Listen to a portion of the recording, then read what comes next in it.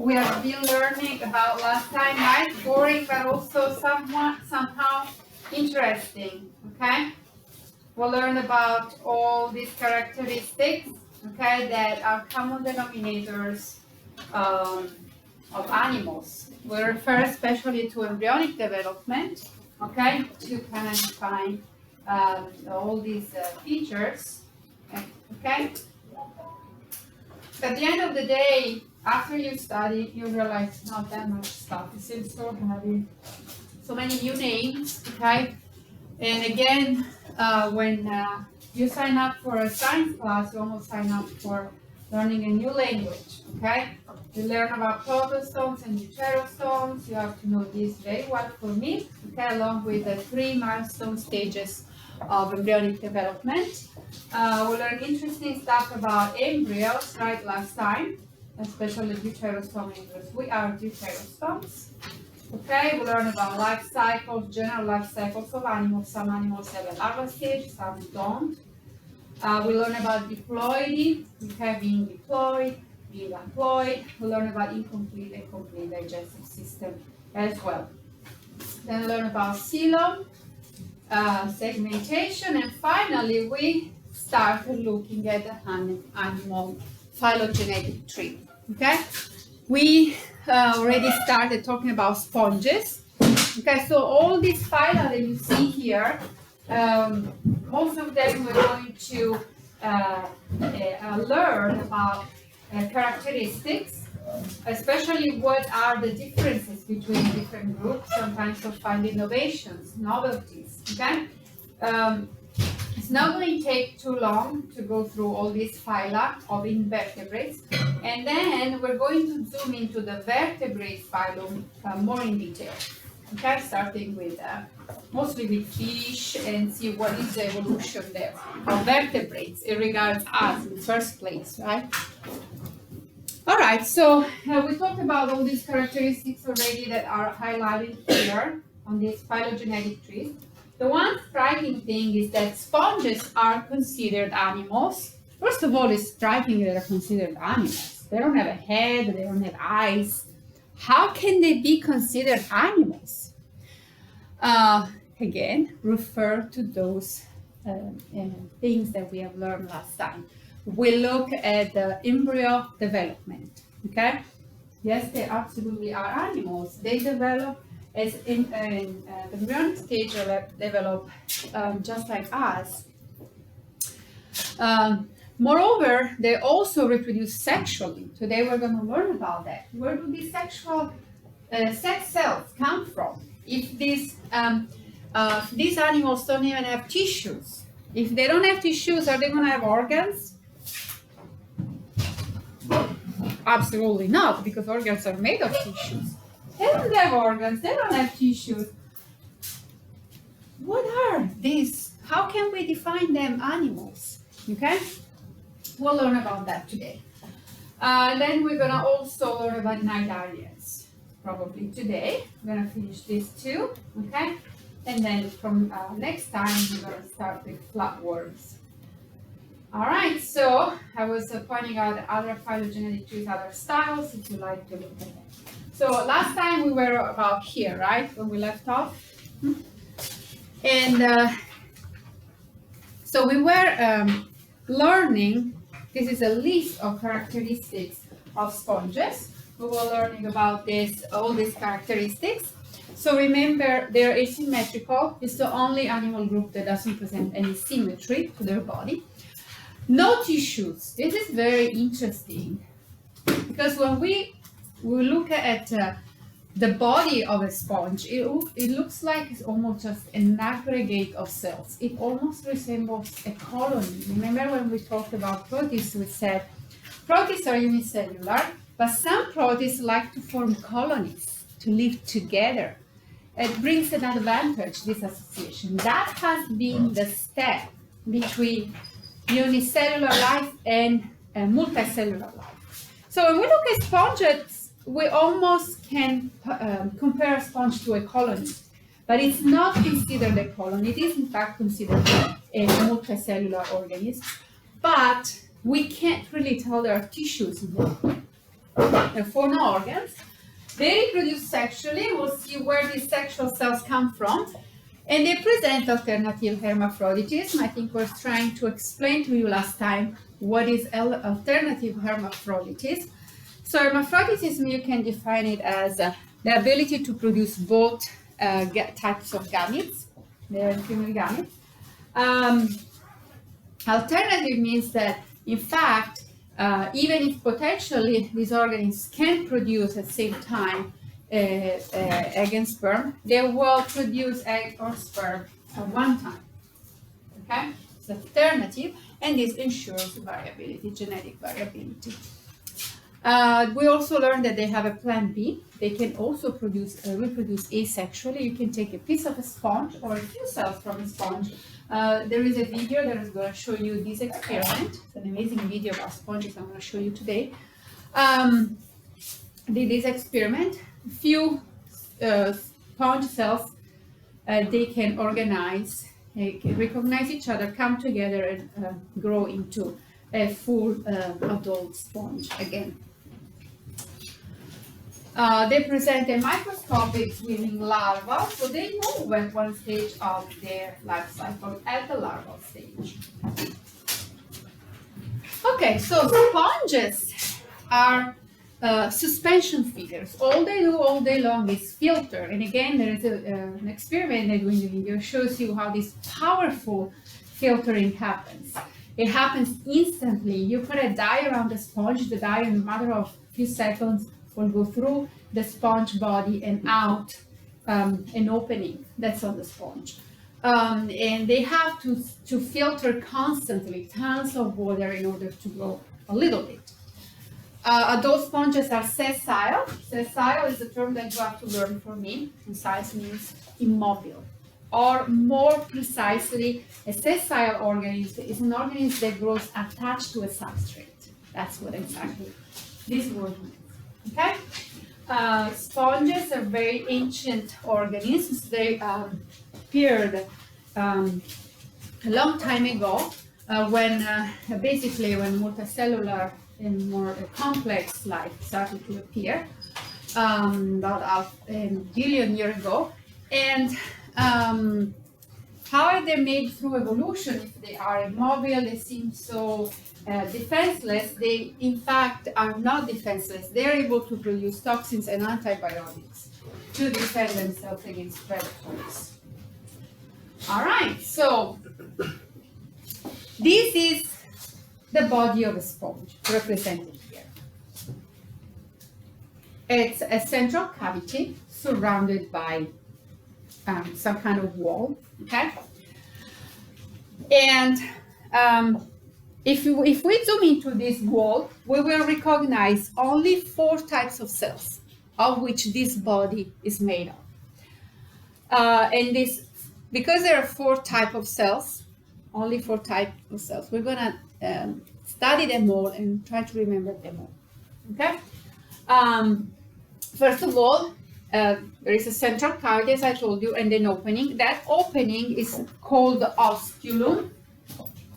I know this is a lot of these are lots of words, but this word you have to know for me. The opening on sponge is called osculum. The opening through which the water gets filtered. Now, if we zoom into the wall of a sponge, we recognize 4 types of cells. The very first type of cell here, highlighted here, is a type of cell that surrounds the internal side of the central cavity, right? And this layer of cells, known as collar cells or coalycytes, if you want to be more Latin, have a flagellum. What does this cell remind you of? Anybody? There's one cell with a flagellum. Yeah, that's what I got in the other class too. Yeah, it can remind. It's good that you say that because I have something for you later regarding sperm and this cell. But I was thinking about another type of cell that we recently talked about. Another type of organism. We even spent one class. Is it the paramecium?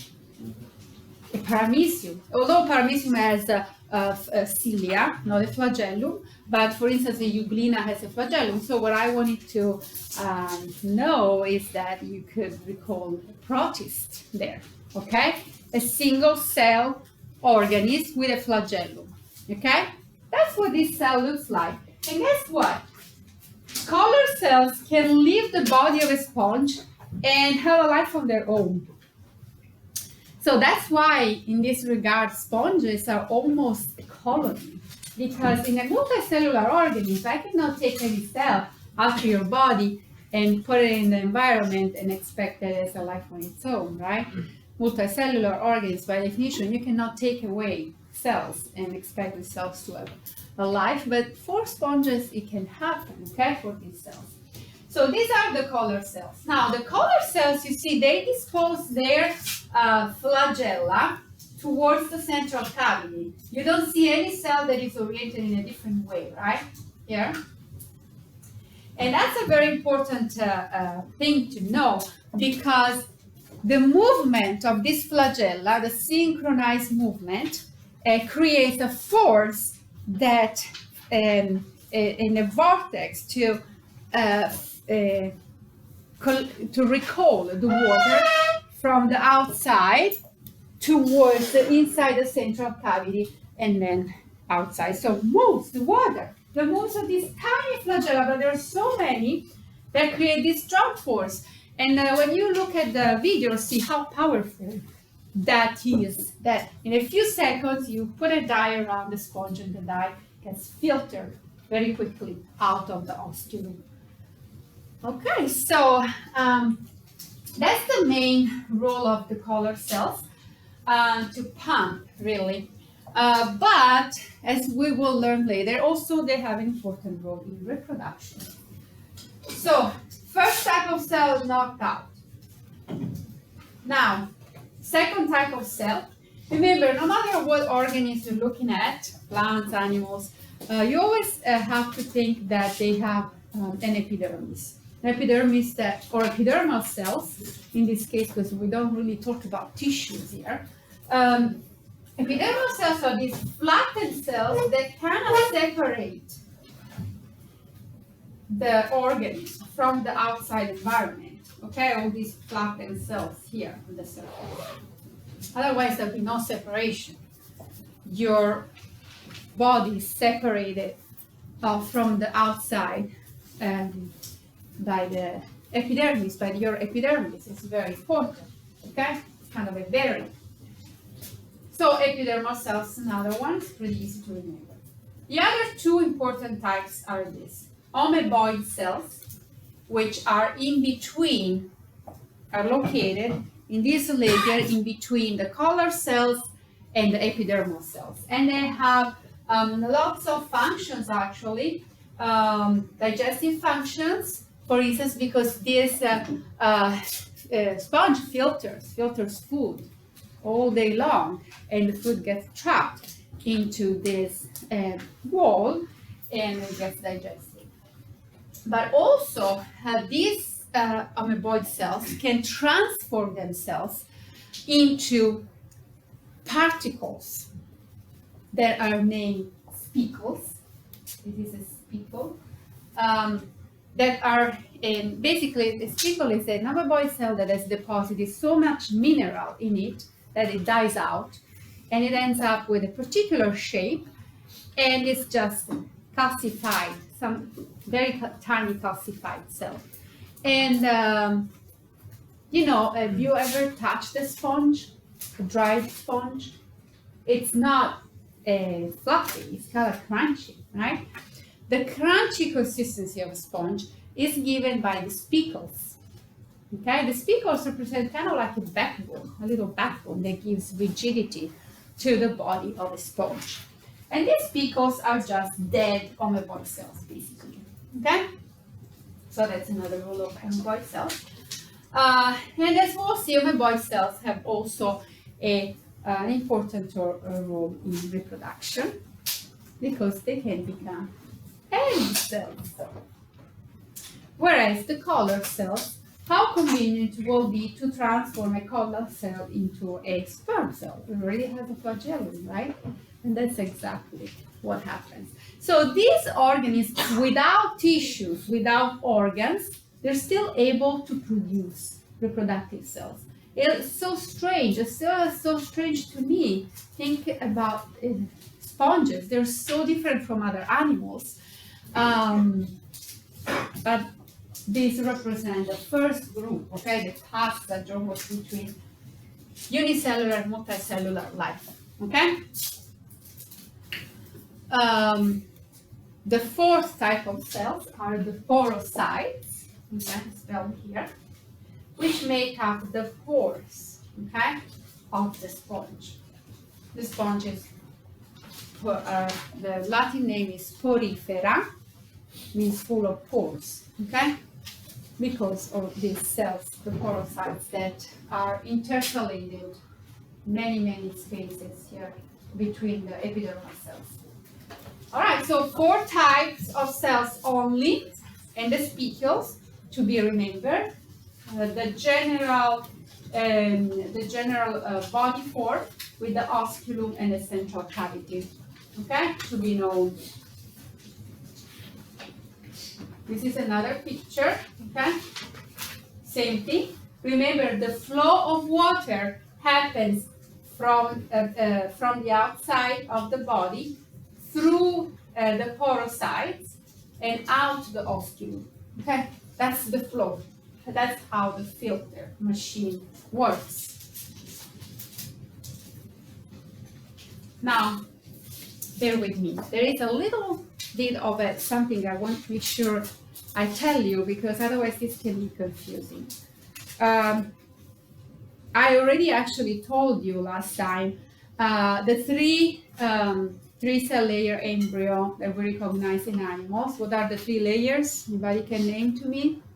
They're named there anyways, but ectoderm, endoderm, and mesoderm, right? When we look at an embryo of a sponge, in reality, and these are schematic representations here, okay? Ectoderm here, endoderm in gray, and mesoderm in pink. If you look at an embryo of a sponge, it could be this one. The pink layer here, you don't see cells in it, right? All those thingies with the dot in them are representing cells, right? So this layer, this mesoderm in the embryo of sponge is not really a mesoderm because it does not have cells. It does not develop cells. It stays as a gelatin, okay? So we call it mesoglia, but also mesophyll or mesenchyme. There are all these kind of names. They're all synonyms, okay, of each other.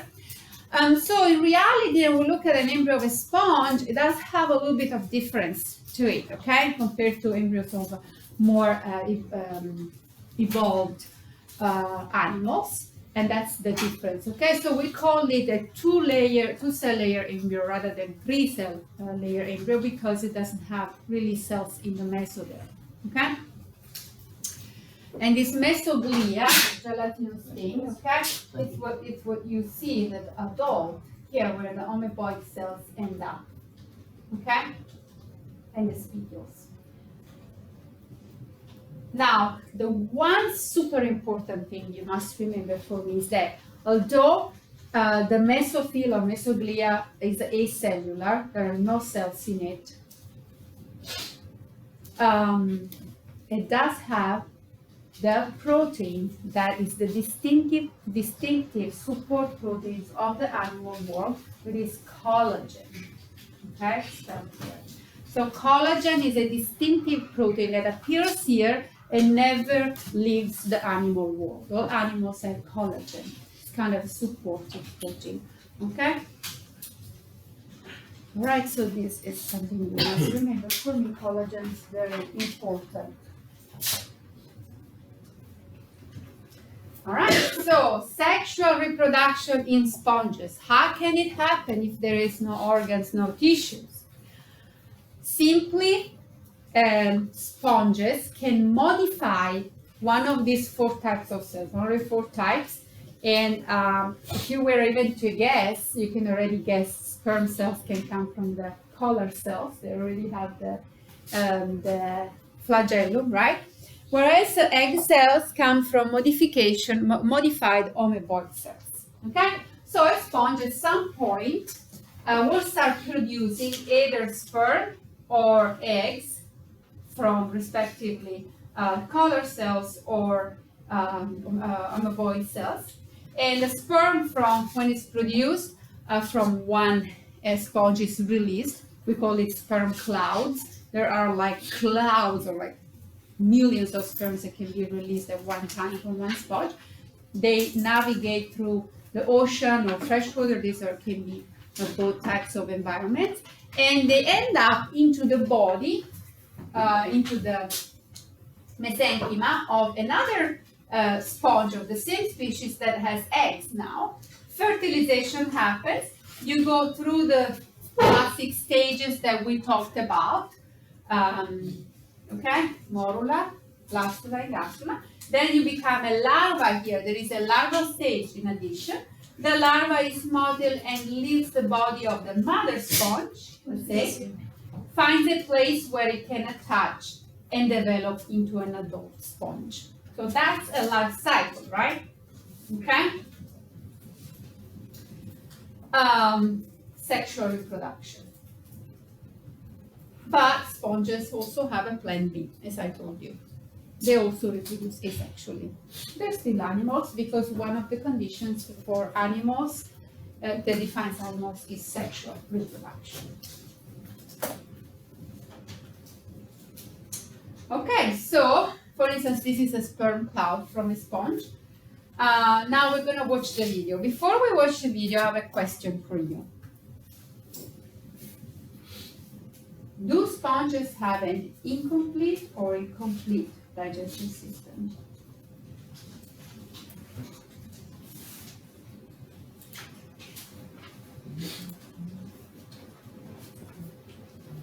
I'm going to put a picture of a sponge again. There it is. Is it a complete or incomplete digestive system?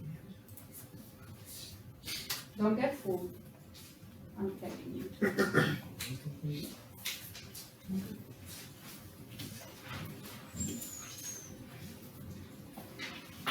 Right here at incomplete. Anybody agrees or disagrees?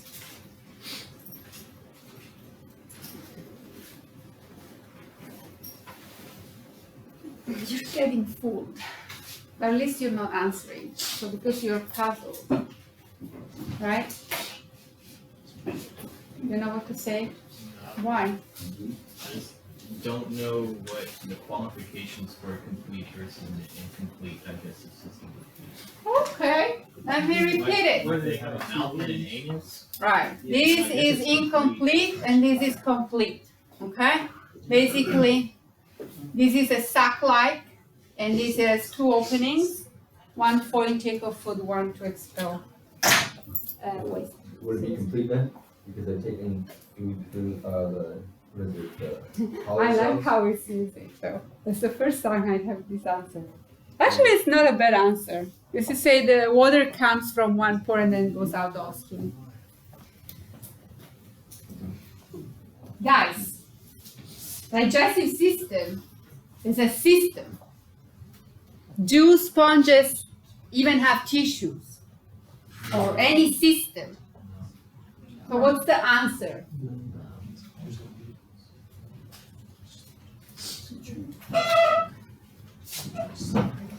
It's a Those- trick question. They don't even have Just say it. nothing. They don't have one, right? That was the answer, okay, that I wanted to hear from you. That's why I was saying you get into. They don't have a digestive system because they don't even have tissues. How could they have a digestive system? Okay, we cannot define it, in other words, as complete or incomplete, because they don't have one. Okay, all right. So, you know, in this regard, sponges are so different. Yet they're part of the animal kingdom, okay? They're the beginning, okay? They don't have a reproductive system, but they produce gametes, okay, somehow. And I told you how. Modifications of one of these 4 types of cells. Okay.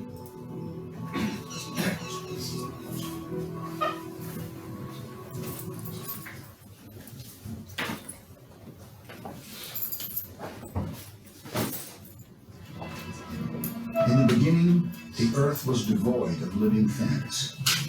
Then, about 3.5 billion years ago, something completely new appeared. Life. For 2.5 billion years, single-celled organisms dominated the earth. They were minuscule creatures, completely enclosed in a fragile membrane. These were living, pulsing beings, but they were not animals. Somehow, cells developed a language that allowed them to work together. When they did, it was a turning point for life on Earth. The very first animal had begun to take shape.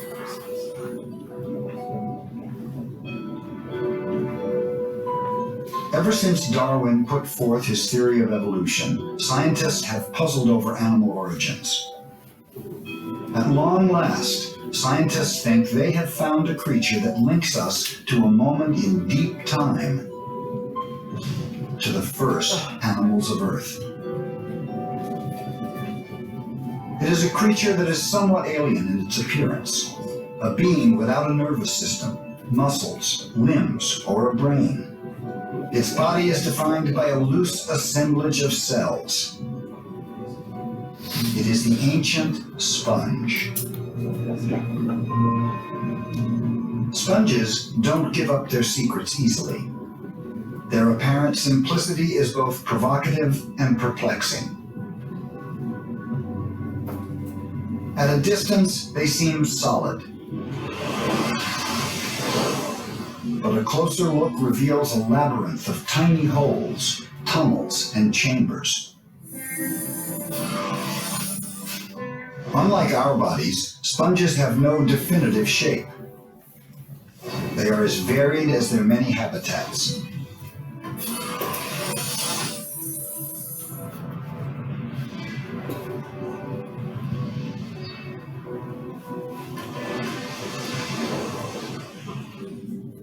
Scientists have described more than 9,000 different species of sponge. They thrive in salt and freshwater environments around the world, turning up in the most bizarre and unexpected places, from the frigid waters of the poles to the warm seas of the tropics.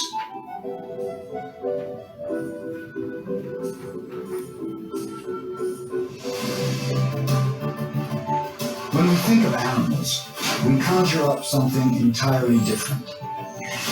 Animals move. They feed themselves.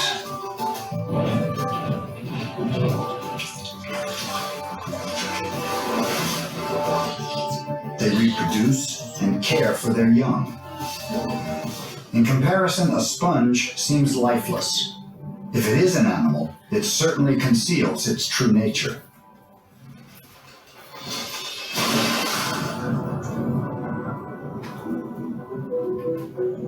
We need sponges to study in the lab, and so we have to collect specimens. Then we need to just cut a small section to be examined, and because it doesn't have a nervous system, we are not really hurting it. In time, the cut area will grow again as if nothing had happened to it. All animals rely on cell-to-cell communication. But Diaz and others have been able to show that sponge cells have a unique way of working together.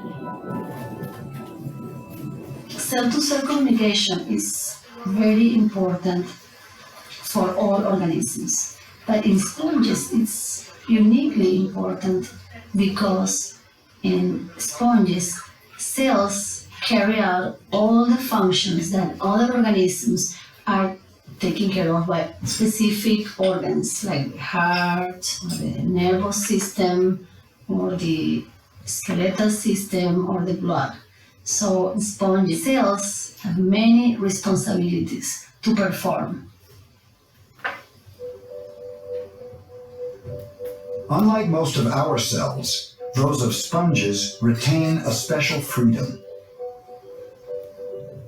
They can continuously reinvent themselves, performing some truly miraculous feats.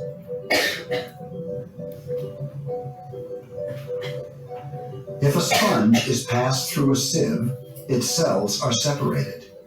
But somehow the cells still recognize each other. Over several hours, they begin to come together, building many new sponges. No other plant or animal can resurrect itself this way.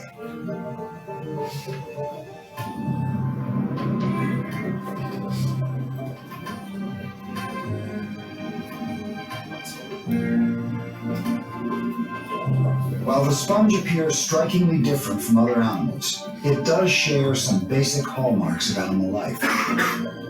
Its cells are held together in part by a protein called collagen, which is possessed by all animals on Earth.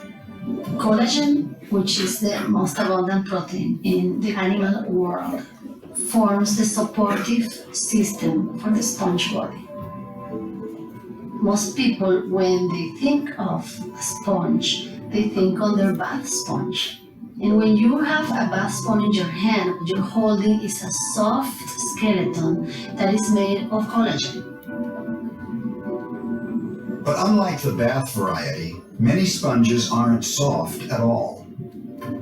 In addition to the soft collagen of the bath sponge, many have millions of brittle crystalline spicules embedded in their bodies.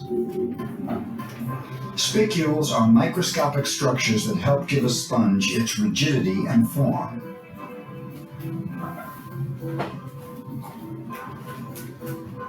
Spicules are an incredible tool for us today to identify most of the sponges that are living in the oceans. For most sponges, the glassy spicules act as a kind of fingerprint. Magnified, their dazzling array of shapes and sizes are as beautiful as they are unearthly. These are real shapes of the spicules. Many, many different shapes.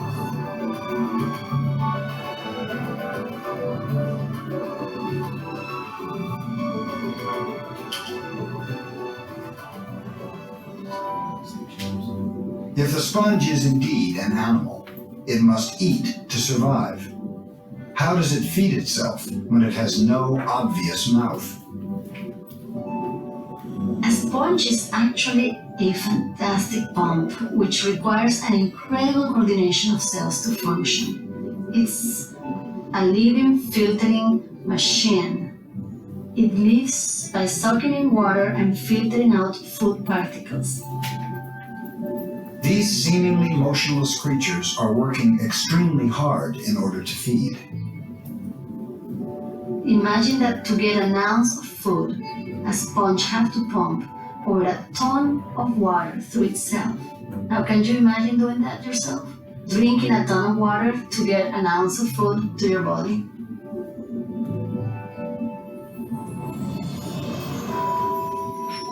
To make the invisible visible, Diaz injects a harmless colored dye into the water near the body of a sponge. One of the ways we can test for the rate of water flow that moves through the sponge body is to inject a colored dye and measure the speed at which it is pumped through the sponge. When I start seeing the colored dye coming out of the sponge in less than 2 seconds from when it was applied, I could not believe my eyes. This steady and strong continuous flow of water continuously coming out of the sponge was an incredible realization of the dynamic existence of this organism.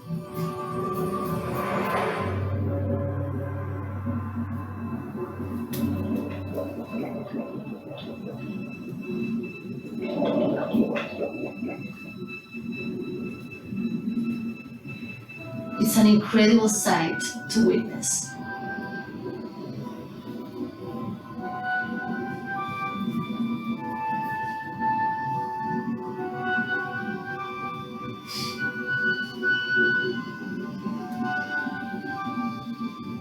These ghostly exhalations are proof that the sponge is actively pumping. With no mouth, it sucks water directly through its sponge-like body walls, which are shot through with millions of narrow canals and tiny chambers. How does it do it? The best way to find out is to enter one of the many portals into the sponge's secret inner world.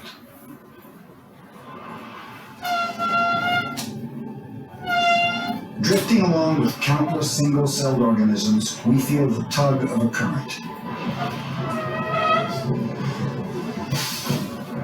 In the wonderland within, this sponge's cells all work for the common good, but they do it in wildly different ways. As the current draws us on, we pass sponge cells that are making new spicules.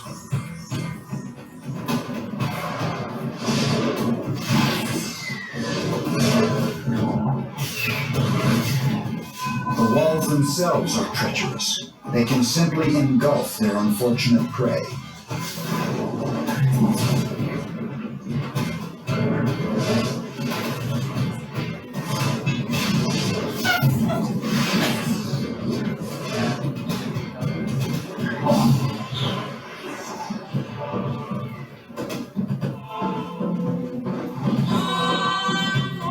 As we are drawn through ever narrower passages, the current slows until we burst into one of the sponge's millions of tiny beating hearts.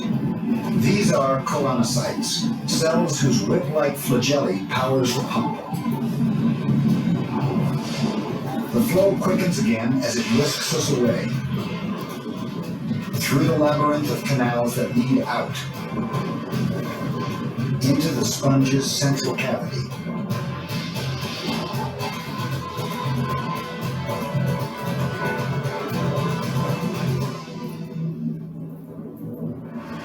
What once seemed barely alive is actually a living animal, more complex than we could have imagined.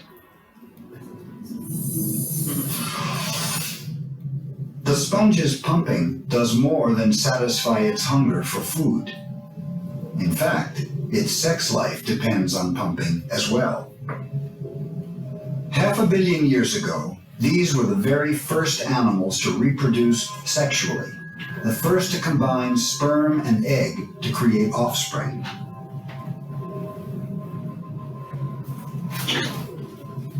Set adrift, some sperm will be lucky enough to enter another sponge of the same species.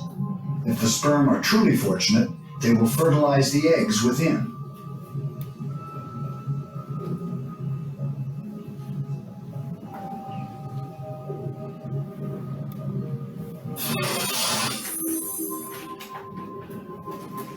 Our intimate tour of the sponge reveals a creature full of surprises.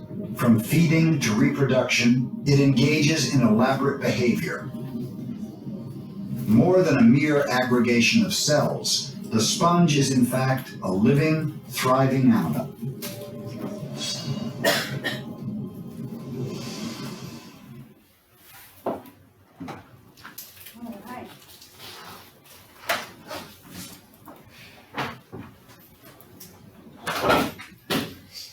Okay, so remember, videos are equally important as the slides, okay? Or what the video is telling you is pretty much what I told you, but it really shows you in reality what happens with the flow, of water filtering, so hopefully it helps you with everything that you see. Okay, so that's all I'm gonna tell you about sponges, okay? So I think enough. Now we're gonna move on to the next group. So from the next group on, from the next clade, okay, the whole clade that has this common ancestor, they all have tissues, okay? So they're really closer to idea of animals that we have, right? Sponges were kind of like something really weird, almost looks like it's not part of this world in a way. Okay, so Phyllionidaria is the next phylum. Who are Cnidaria? Jellyfish, sea anemones, and corals. These are the three main groups. You're pretty much familiar, I guess, all of you with the coral reefs, maybe less with the sea anemone. For sure, you have heard about jellyfish, right? Sometimes jellyfish can sting you. So, what are the characteristics of these animals? They do present a symmetry. Remember, sponges didn't have a symmetry whatsoever. Here we encounter for the first time a symmetry. Body symmetry is radial, though. Remember, radial symmetry is a symmetry about a point. They are acoelomate. You know what that means? They have tentacles, and the tentacles have stinging cells. These stinging cells are named cnidocytes, spelled over here, and that's what gives the name to the group, cnidarians. So cnidarians carry stinging cells known as cnidocytes. Well, look at a cnidocyte structure pretty soon here. Cnidocytes are used both for defense but also for feeding, because these animals will capture prey through immobilizing them first and then eating them alive. Okay. Also, the embryo of these animals has a two tissue layer. It's not three tissue layers. So they also have a mesoglia, just like sponges. They don't have really a real mesoderm, okay? But they do have tissues. In fact, they even have an internal net of nerves. They do respond to their environment. They can even move. So some forms they can move. The first forms of life, of animal life to move on Earth are, we think, the jellyfish. Okay, move actively. And so they have these internal nerves, but they don't have a brain. Okay, there is something hilarious I'm going to show you in a video where a sea anemone, what a sea anemone that grows attached to a substrate can do in reality when stimulated.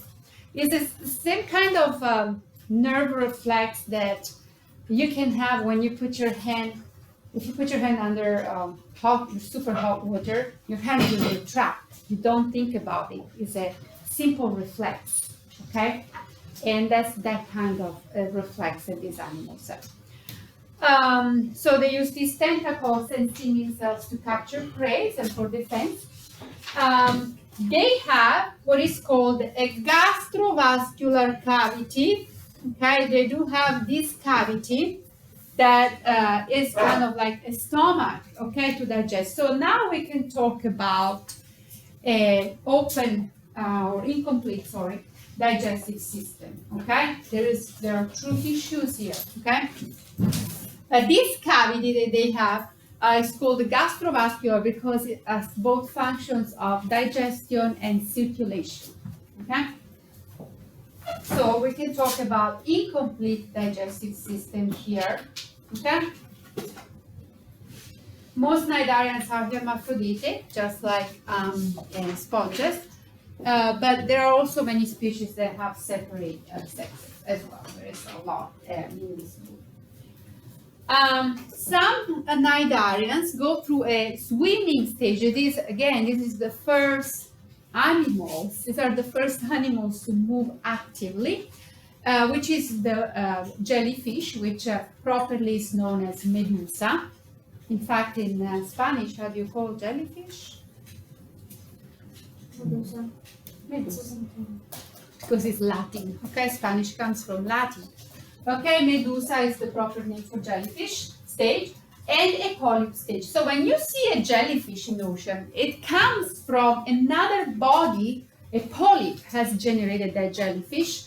And if you were to guess, okay, there is this polyp, form of polyp that is immobile, is sessile, is attached to a substrate that produces medusas, jellyfish, and sends them out in the ocean. Why would evolution evolve two forms on one body? And what could be the task of the motile form? The form that moves. What kind of important task that form could have? reproduction. So I can move around and just spread my gametes all over the place to enhance the possibility of fertilization, okay? Also, these exhibit both sexual and asexual stages as well, they have a family as well. And they exhibit radial symmetry, as I told you. All right, so this is a jellyfish in the medusa form, okay? It looks like an umbrella. There is a gastrovascular cavity here filled up with water that also maintains the form, the body shape, and in that regard function as a hydrostatic skeleton. That's all they have, okay, these animals. In fact, if you take a jellyfish out of the water, it looks like this, right? Because it doesn't have that hydrostatic skeleton. I'm not sure how in the video comes out, but anyways, this is a typical life cycle of Cnidarian. This is Obelia. This is a very tiny jellyfish, a very tiny medusa that you can find.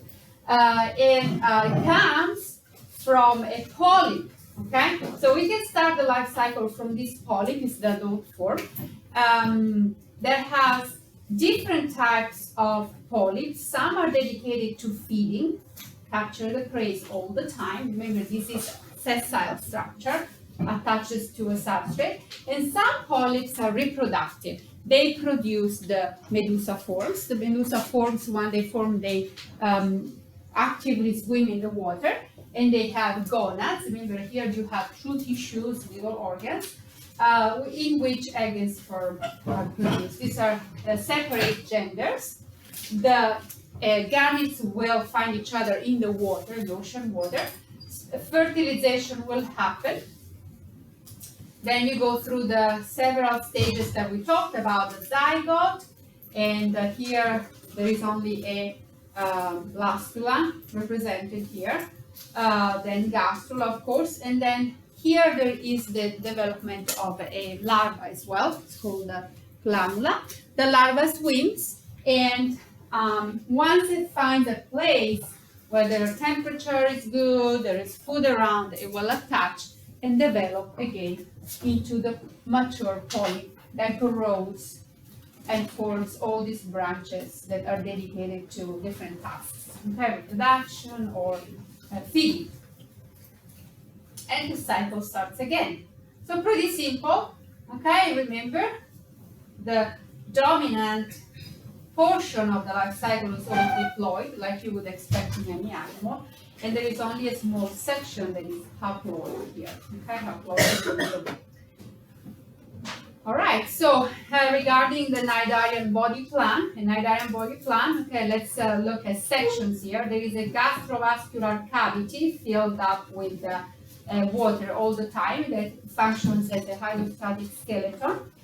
And then there are two layers of cells here with a mesenchyma or jelly-like matrix. Okay, we call it mesoglia, mesenchyma. You can call it matrix as well. It has different meanings, okay? As we learned, just like for sponges. These are sea anemones. They look like flowers, but they're animals, okay? I have in the video something a little bit disturbing that shows you what a sea anemone can do, okay? Just watch the video in that.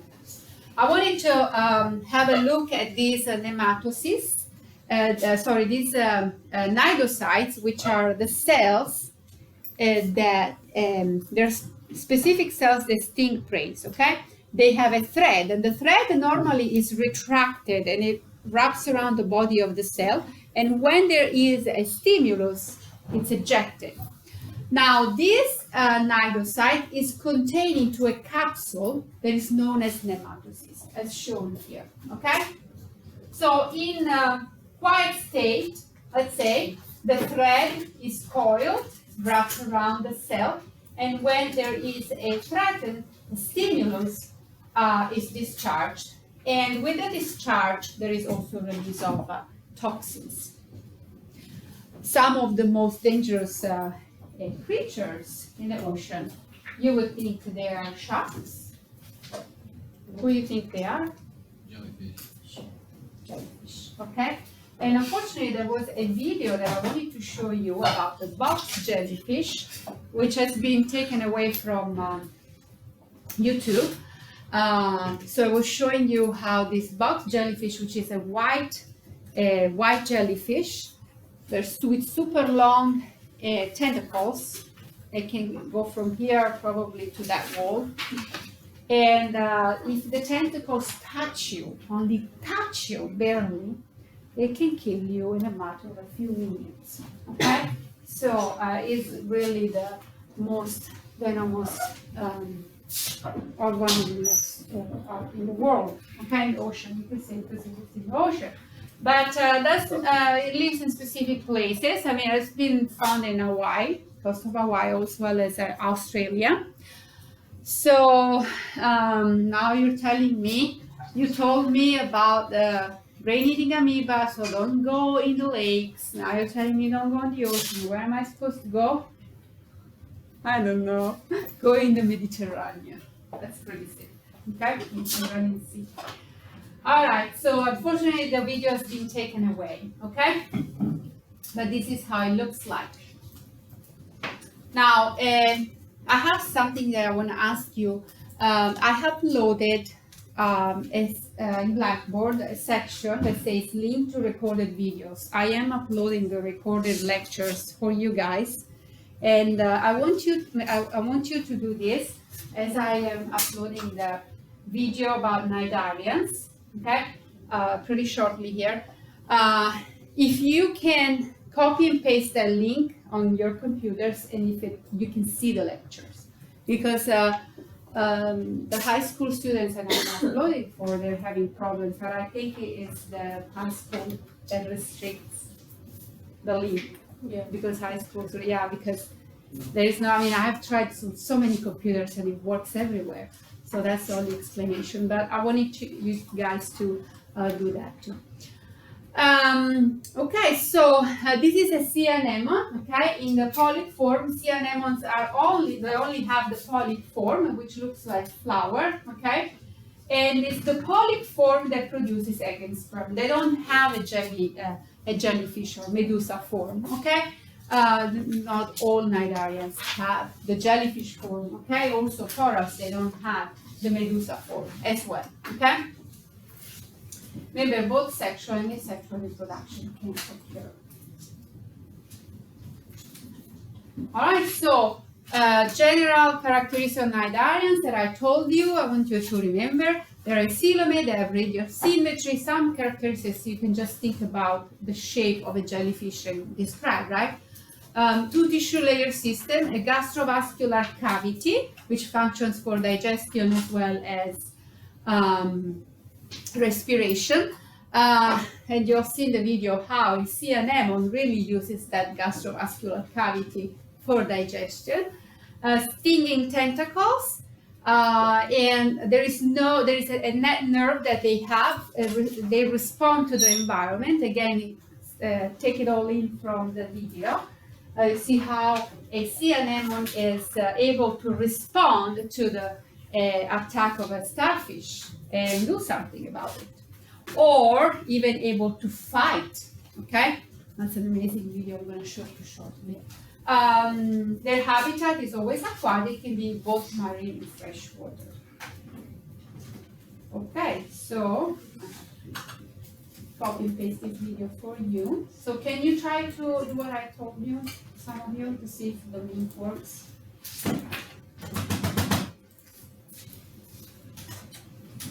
I just need a couple of minutes to do that.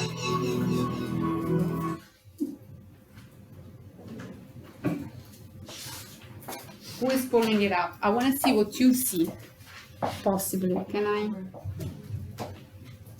Can somebody do it? Are you on through? This one first. Yeah, but what I'm asking is, go on Blackboard. You should see the section that says link to recorded lectures.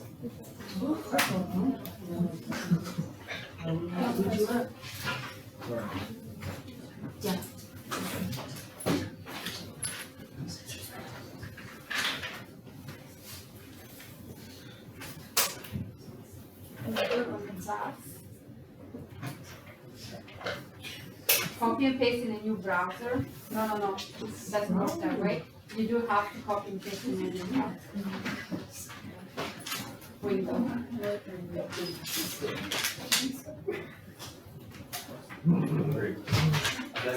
And you do see all the folders. Can I see, just click on any? It works. So you are able to also download. Let me see. You're also able to download. Yeah. Does it allow you to download or?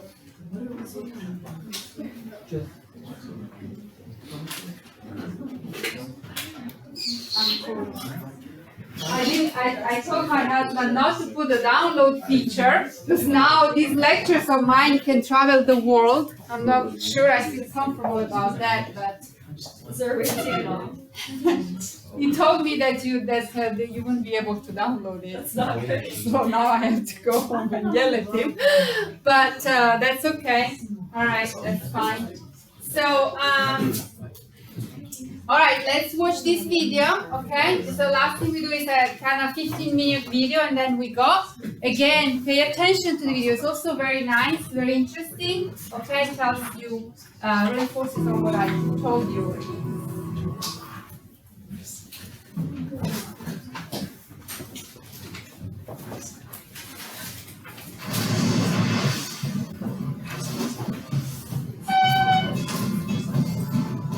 How did animals first evolve this splendid machinery for motion? What creatures gave rise to life's glorious dance?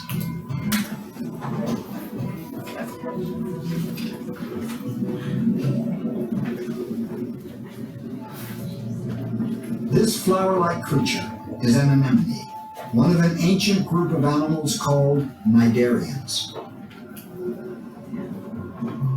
How could such simple creatures have given rise to life's diverse ballet? Early naturalists wondered, were they plants, animals, or something in between?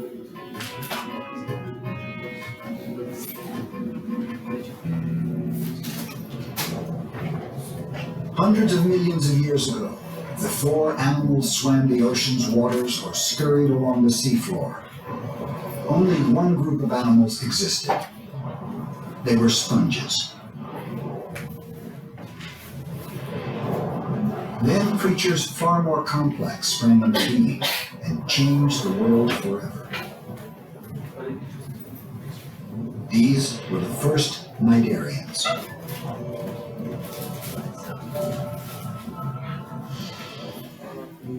They may not look like pioneers, but cnidarians marked a turning point for animal behavior. These creatures were the first to wield sensitive tentacles that could actually reach out and perceive the world. More than 500 million years ago, cnidarians invented other features we take for granted today. Here was an animal with a mouth. And connected to that mouth, a stomach to digest food. It was a brilliant innovation that would spread throughout the animal kingdom. But cnidarians brought even greater inventions. These deceptively simple creatures invented movement. The very first animal movements may have looked much like these subtle stirrings.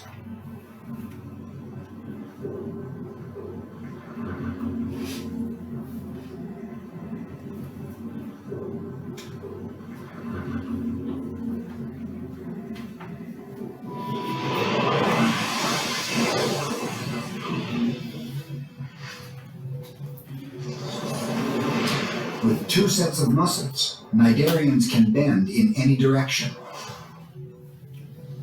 To control their muscles, they rely on another cnidarian invention, special cells called nerves. Through a set of these nerves, electrical impulses trigger one set of muscles to contract, pushing the animal higher. By contracting the other set of muscles, the animal can flex itself into the perfect pose for snagging food.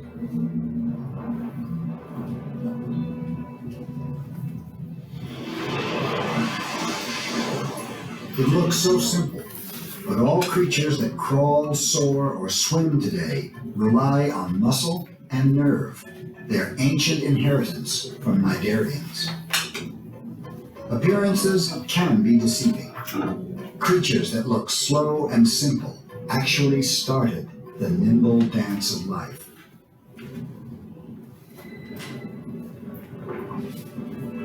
Cnidarians were the first active predators on the planet. Like its ancestors, this anemone may seem docile, but it has tricks for snaring fast-moving flesh. Lining its tentacles are millions of special capsules called nematocysts. Inside the capsules lie thread-like projectiles loaded with deadly poisons. When unleashed, these weapons fire with the acceleration of a rifle bullet. They pierce their target and pump it full of paralyzing toxins. The tentacles must be touched before the weapons can discharge, and for that, the prey must come to the anemone. The goby is a swift swimmer, with eyes and senses attuned to any sign of danger, and a brain able to process complex signals. It seems better equipped for survival. For the goby, one unguarded moment could be fatal.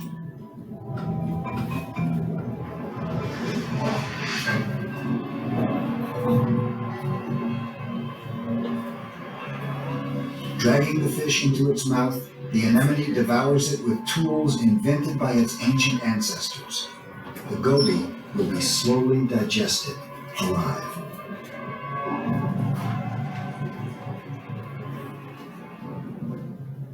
For more than 500 million years, cnidarians have been honing and adapting their nematocysts. And they've developed a stunning array of weapons.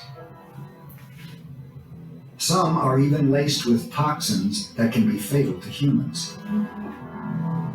But these barbed projectiles are used for more than capturing food. They are also weapons deployed against their own kind.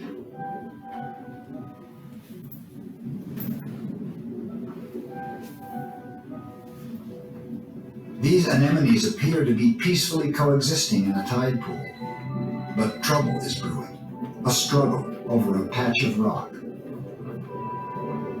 Splaying their tentacles, the animals detect each other. Now there's no turning back.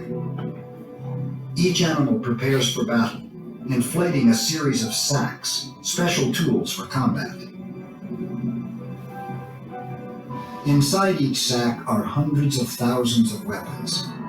But in order to deploy its weapons, each combatant must reach out and strike its enemy.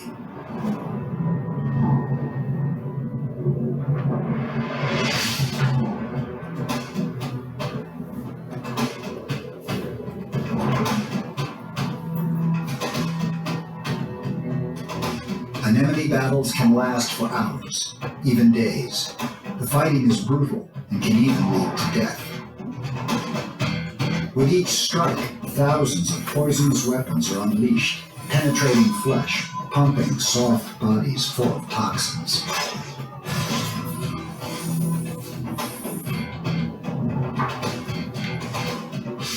As the arsenal is used up, the weapon sacks are left empty and tattered. Triumphant, one anemone spreads its tentacles as though flaunting its victory. The vanquished retreats within itself and will eventually move away.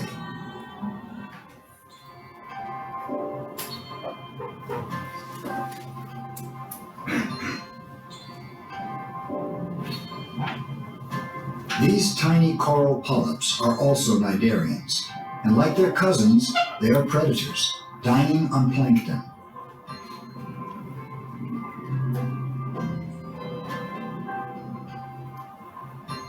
Instead of warring, they build. Working together, they create one of the greatest wonders of the natural world, a spectacle of colors and formations like no other. Coral reefs.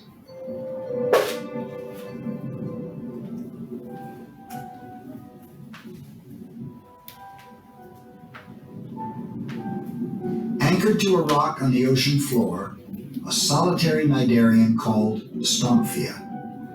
It looks vulnerable, but looks can be deceiving.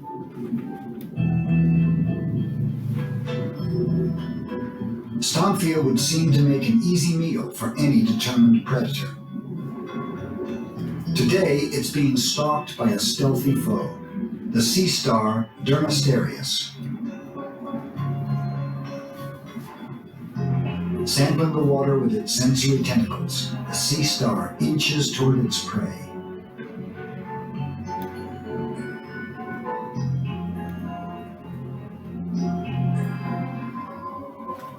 Stomphia remains unaware of the approaching danger. But when Dermasterius comes close enough to touch it, Stomphia springs into action.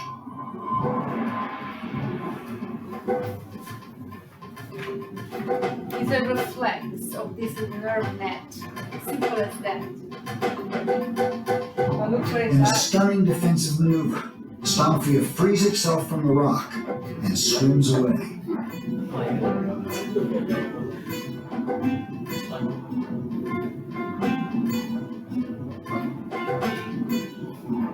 This is one of just a few anemones that can actually swim.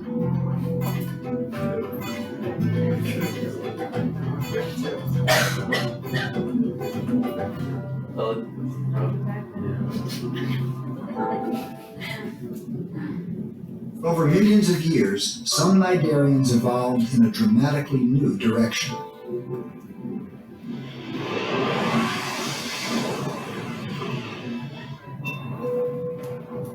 The edges of their mouth extended, and they developed arm-like feeding structures. Their tentacles became thin strands. Their cylindrical stalk transformed to a gelatinous bell, and a familiar, ghost-like animal took shape.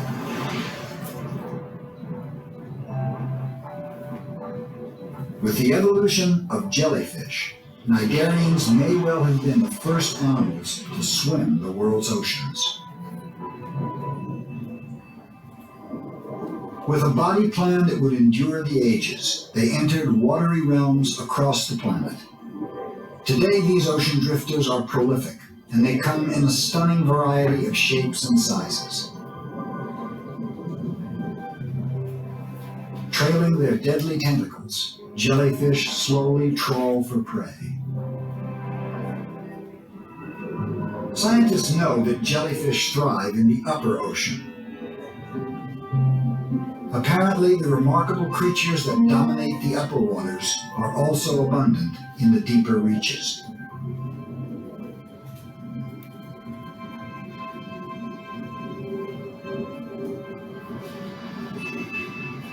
This astounding creature, known as Praia, is a combination of the two basic cnidarian shapes: the pulsing, bell-shaped medusa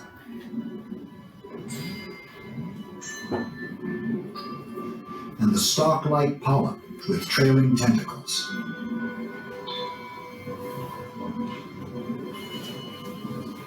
Spanning up to 120 feet, Praia is the longest predator in the world, longer even than a blue whale. Deeper, a Colonema, a jellyfish with a surprising defense. When startled, it detaches its tentacles, leaving them behind as decoys to distract would-be attackers.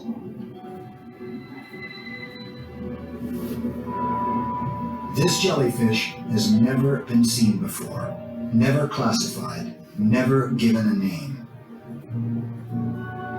Its size, 3 feet in diameter, makes it larger than most other jellyfish in the world.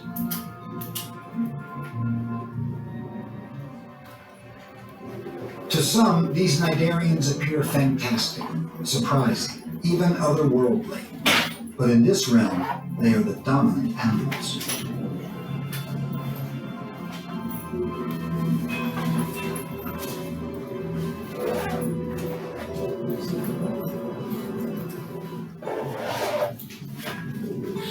Millions of years ago, unlikely pioneers sparked a revolution. Cnidarians set animal life in motion. So much of what we take for granted today began with Cnidarians. Simple creatures that forever set into motion the magnificent shape of life.